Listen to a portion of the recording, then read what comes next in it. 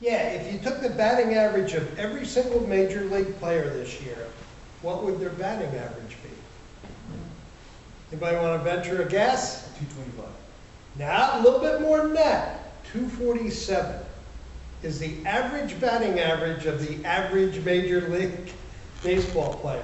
That means that they get a hit less than 25% of the time. And look at the money they're making. Average. The best only get a hit between 30 and 35% of the time. So, yeah. Yeah, average in the major leagues was 247 this year. I would have guessed higher. Remember growing up as a kid, you used to think, if somebody batted 250, that wasn't so hot. It's probably the Phillies who brought him down. Well, it could be. Yeah, that could be. Let me ask you this question. Anybody here ever win an Olympic medal? Raise your hand if you... How about an Oscar? Anybody nominated for an Oscar? No? How about an Emmy? Any Emmys in the crowd here? Nobel Peace Prize. How about a World Series game? Do you ever pitch and win a World Series game? Yeah, no, that's me too. I never won any of those things. So let me ask you an easier question. What did you do Friday night? Anybody go to a high school football game? Brenda? I listened to Jared's game on the way home from New York, as much of it as I could get. It was breaking up. I guess her grandson's team is 7-0, right? They're undefeated. Pretty good. Plays for Tamaqua. Anybody just stay home and watch TV Friday night? Yeah, a couple of us did that. Nothing special about Friday night, right? If you're like me, you probably had a pretty ordinary Friday night. And Saturday, yesterday morning, if you're like me, you probably woke up to a pretty common day. Anybody have somebody make them breakfast in bed? No? No maid came and made the bed, or no butler brought your tea, or... Yeah. But that's okay. There was nothing special about the day, right? I mean, it wasn't our birthday, it wasn't Christmas, it wasn't even a holiday yesterday. Saturday was just pretty much an average day. Ordinary day. And if you're like me, you probably do this also. You probably drive a pretty ordinary car. Maybe even work at a pretty ordinary job. Maybe eat pretty common, ordinary food. And probably sleep in a common, ordinary bed. I've been trying to get Martha to buy a Craftmatic adjustable bed for years, and she won't let me have one because I have a motorcycle. So, ordinary bed is what I get. Anybody have a driver that takes you back and forth to the office? Some do, not me. So why all the questions? Well, I think if you're like me, I'll bet that you're pretty average. Maybe common, maybe ordinary can describe us. We lead a common life. Yes, it's punctuated by occasional weddings and job transfers and maybe even a bowling trophy or two and graduations, but mainly it's the day-to-day rhythm that you share with the same humanity in Schuylkill County here. Now you think about it, being average really isn't that terrible. It's okay. By definition, think about this. By definition, half of the population is not as smart as you are. Right? I'll give you a minute to let that sink in. So today, I thought we'd talk about being average and ordinary, and as a result, maybe we could use a few tips. I'll bet we could use a few tips so we know how to succeed at being common. Because commonhood has its perils, you know. A face in the crowd, maybe sometimes you can feel lost. Or maybe you tend to think that you're unproductive, or wondering if you're leaving any lasting contribution to the world. Or maybe there are times where you really feel insignificant. You may even ask, do common people have a place in heaven? You may wonder, does God love us common folks? People like us. I think if you look at Scripture, God answers these questions in a most uncommon fashion. Because if the word common describes you, take heart because you are in pretty good company. Because you see, it also describes Jesus. Now you may say, Jesus common, Steve? Seriously? This guy walked on water. That's not so common. This guy woke the dead. That's not so common. Can you really call the life of Jesus common? Well, 9/10 of it, yeah, I can. He started his public ministry at around age 30, was crucified around 33. What about years 1 to 30? See, when you list the places where Jesus lived, his hometown wasn't anything spectacular. Scripture references the thought that can anything good come from Nazareth? For 30 of his 33 years, Jesus lived a common life. Aside from that one incident in the temple at age 12, we have no record of what he said or did for the first 30 years he walked the earth. Were it not for a statement in Mark's gospel, we wouldn't know anything about Jesus' early adult life. What's that statement, you ask? Well, it's really simple, but I think it speaks to all of us who lead a common life. Here's what Mark's gospel says. It says, isn't this the carpenter? There it is. Isn't this the carpenter? Jesus was a carpenter. Anybody ever work construction?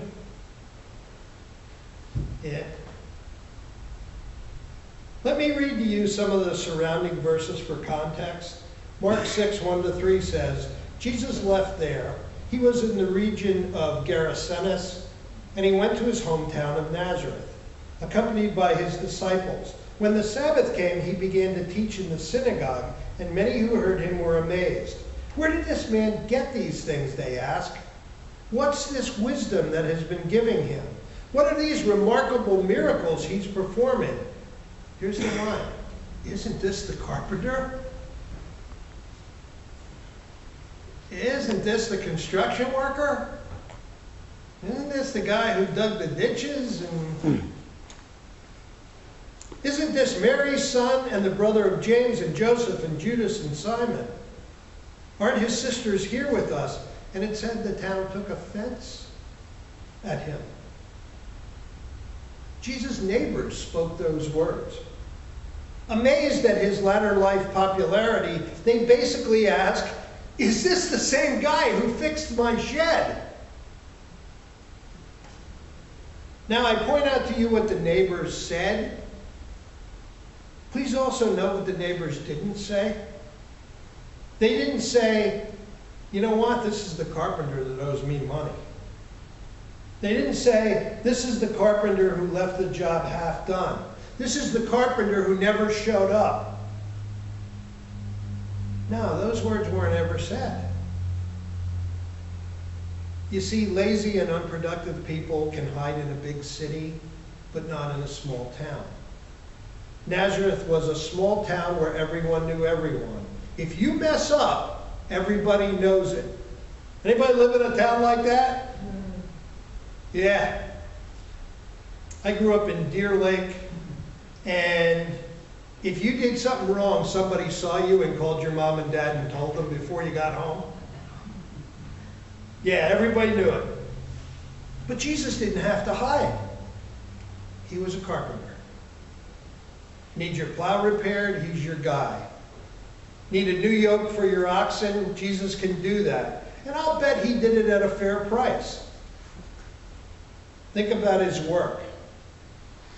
The job may have been common, but his diligence to it was not. Or everyone else would have known. when they were looking for insults to hurl at him, don't you think they would have dug up, he swindled me on that last construction job? That's never said. Never said. And the town Jesus lived in may have been common, but I think his attention to his town was not. Some geography here. The city of Nazareth sits on a hill. It's 600 feet above the level of the sea. Must have been pretty cool to look over what lies below the city. Had to be cool for Jesus to see this town, its view, looking over at it and saying, wow, I was here when I created this. Flowers in the spring, sunset views, fig trees at a distance, winged birds in flight. Ever wonder if some of these moments from Jesus' younger life may have inspired some of his later teachings? In Matthew 6:26, Jesus said, "Look at the birds of the air. They do not sow or reap or store away in barns, yet your heavenly Father feeds them. Are you not much more valuable than they?" Anybody notice the birds? And in Matthew 6:28 and 29, Jesus said, "See how the flowers of the field grow. They do not labor or spin. Yet I tell you, not even Solomon in all of his splendor was dressed like one of these." Anybody stop and smell the roses? I think the words of Jesus the rabbi, Jesus the teacher, were born in the thoughts of Jesus the boy. He noticed his surroundings. I wonder, do we? Do we notice ours? And then when we do, what do we do with that? To the north of Nazareth, in the woods, is a town called Naphtali. One of them in that town, a little village, was called Safed. It was known as a city set on a hill. I wonder if Jesus was talking about Safed when he said in Matthew 5:14, "You are a light of the world. A town built on a hill cannot be hidden." And check this out. It was the maker of yokes that later explained in Matthew 11:30 when he said, "For my yoke is easy and my burden is light." Think he understood a little bit about yokes? I wonder if the one who brushed his share of sawdust from his eyes would say in Matthew 7:3, "Why do you look for a speck of sawdust in your brother's eyes and pay no attention to the plank in your own eye?" Jesus saw how a seed on the path took no root, and he talked about it in Luke chapter 5. He saw how a mustard seed produced a great tree, and he talked about it in Matthew 13. He remembered the red sky in the morning, and he mentioned it in Matthew 16. He saw the lightning in the eastern sky and pointed it out in Matthew chapter 24. He spoke of all the same things that we see, the ordinary and the common. My friends, I believe Jesus listened to his common life. And I wonder, well, maybe are we listening to ours? Do we hear the rain beating off the tin roof? Do we like that February snow? How about the sound of a baby in his mother's arms? How about seeing the sunrise while the rest of the world sleeps?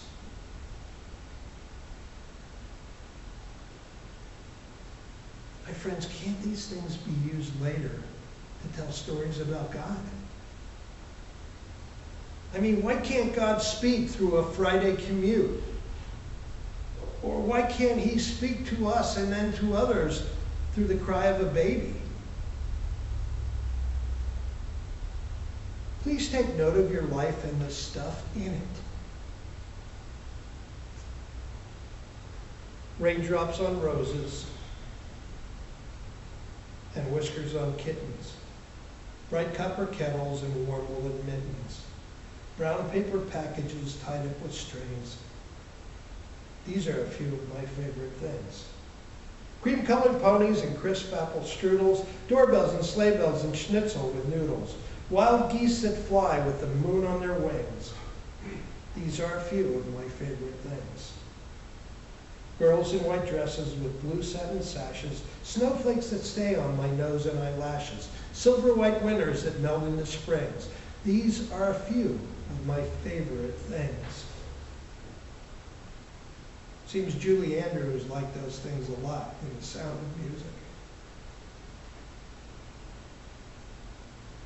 What are your things? What are the things that which God blessed you, that you see every single day?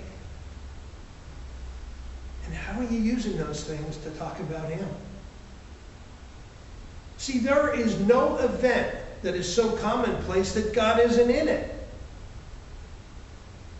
And He's always leaving you room to see Him in there. Even if you're stuck in the expressway on traffic. You know, I try and do that. I talk to you about my dog, about flying on an airplane, about my family, about the squirrels in the woods across the street. I talk about motorcycles. I talk about the Vietnam Wall in Washington, D.C., and surely about baseball.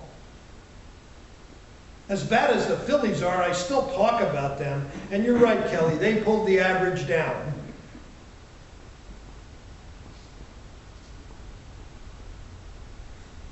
And in all those things, God lives there. In the common things of our life. In the things that God has blessed us, can we stop long enough to see His glory and see His grace? And then be able to tell somebody else about it. My friends, I can ask you today to see your life for the creation that it is. And can you see that wonderful creation in the everyday, as well as the times of excitement? Touch and taste and smell your way to the very heart of it. Because in the end, all your moments are key moments in this life of grace. Folks, the next time your life feels ordinary, take your cue from Jesus. Pay attention to your work and to your world. Jesus' obedience began in a small town in a carpentry shop. His uncommon approach to his common life groomed him for his uncommon call. What's your call from God? Because He's calling all of us. Maybe He's calling us in the simple and asking us to see.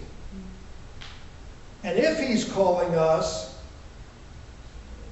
then I'm not so sure it's common. I think it's pretty special.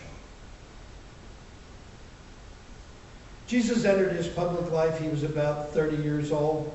In order to enter public life, He had to leave His private life. In order for Jesus to change the world, He had to say goodbye to His world. He gave Mary a kiss, I'm sure. Maybe have a final meal in the kitchen, a final walk through the streets. Maybe He even climbed one of the hills of Nazareth that day and thought that one day soon He was going to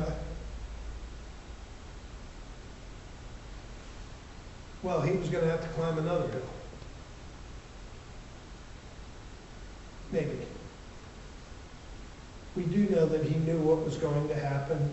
God chose Him for this purpose long before the world began. Every ounce of suffering had been scripted.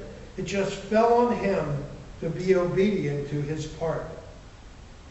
Now certainly, dying is one thing, but be willing to take up your cross and die on a Roman cross. Wow.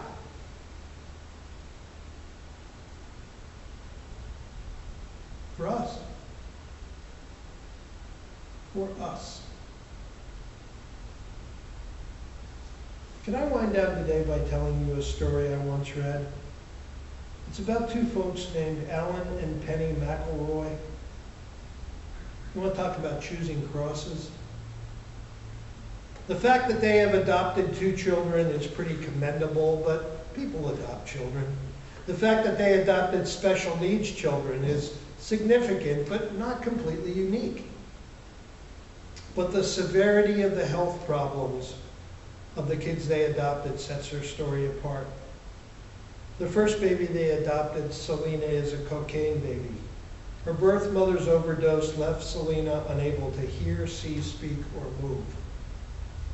Penny and Alan McElroy adopted her at 7 weeks. The doctors gave her a year.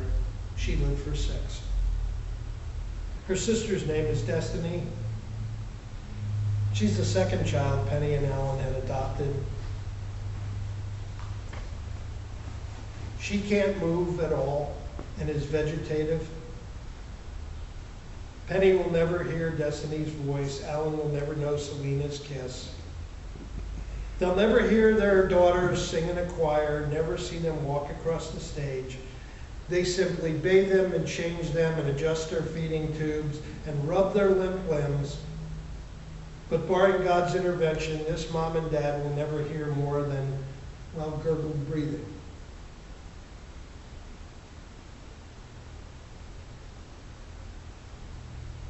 But they decided to love these two children. What kind of love is that? What kind of love adopts that level of trauma? What kind of love looks in the face of children, knowing full and well their calamity, and says, I'll take them.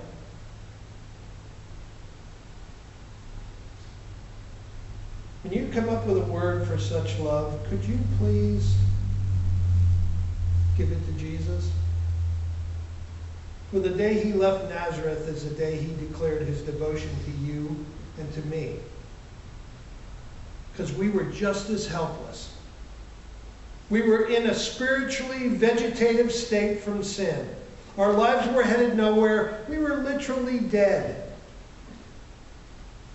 Here's how it says it in Ephesians chapter 2, verses 1 to 5. It says, as for you, you were dead in your transgressions and sin in which you used to live, when you followed the ways of this world and the ruler of the kingdom of the air, the spirit who is now at work in those who are disobedient. All of us also lived among them at one time, gratifying the cravings of our flesh and following its desires and thoughts. Like the rest, we were by nature deserving wrath. Verses 4 and 5. But because of his great love for us, God, who is rich in mercy, made us alive with Christ, even when we were dead in our transgression. It is by grace you have been saved.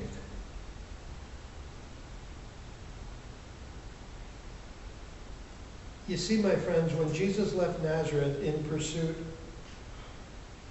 well, he was in pursuit of the spiritual Selenas and Destinies of the world. He came looking for us. And he said, I'll take them.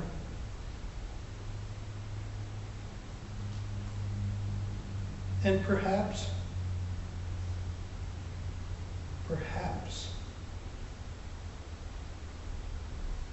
we aren't so common after all. Amen? Let's pray.